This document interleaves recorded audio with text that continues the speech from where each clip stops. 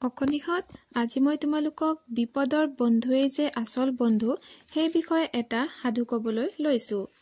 এখন গাঁৱত দুজন বৰ নলে গলে লগা বন্ধু আছিল। এদিনাখন দুয়ো নগৰৰ পৰা ঘূৰি আহোঁতে বাটতে সন্ধিয়া হ'ল। বাটটো হাবিতলীয়া আছিল। সচৰাচৰ গধূলি সময়ত বাটত বাঘ ভালুক আদি ওলায়।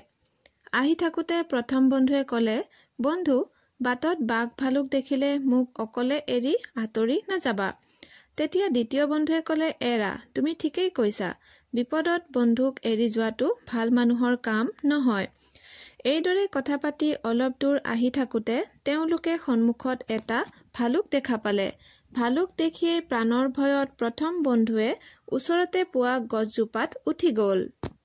দ্বিতীয়জন বন্ধুৱে গছত উঠিব নাজানে। তেওঁ তলৰ পৰাই বন্ধুক ক'লে, হেৰা বন্ধু, এতিয়া দেখোন মোক তুমি অকলে এৰি গছত উঠি গলা। মইতো গছত উঠিব নাজানো, মোৰ অৱস্থা এতিয়া কি হ'ব?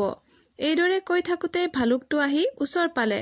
তেতিয়া দ্বিতীয় বন্ধুৱে এষাৰ কথা মনত পেলালে। তেওঁ লগে লগে মাটিত দীঘল দি শুই পৰিল আৰু ভালুক অহাৰ লগে লগে তেওঁ উশাহ নিশাহ বন্ধ কৰি দিলে।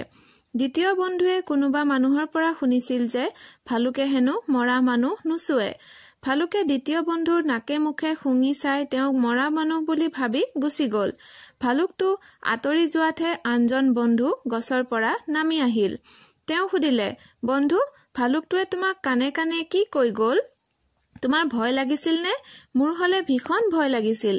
তেতিয়া দ্বিতীয় বন্ধুজনে ক'লে, ভালুকে এটা কথা সোঁৱৰাই দি গ'ল যে যি বন্ধুৱে তোমাক বিপদত পেলাই গছত উঠি নিৰাপদে থাকে, তেনে বন্ধু তোমাৰ প্ৰকৃত বন্ধু কেতিয়াও হ'ব নোৱাৰে। তেনে বন্ধুৰ পৰা সদায় দূৰত থকাই ভাল। এতিয়া বুজিলানে মইনাহঁত? যি বন্ধুৱে তোমাক বিপদত সহায় কৰিব, সেই বন্ধুহে তোমাৰ প্ৰকৃত বন্ধু। আজিলৈ ইমানতে সামৰো দিয়া। পুনৰ নতুন সাধুলৈ আহিম দেই।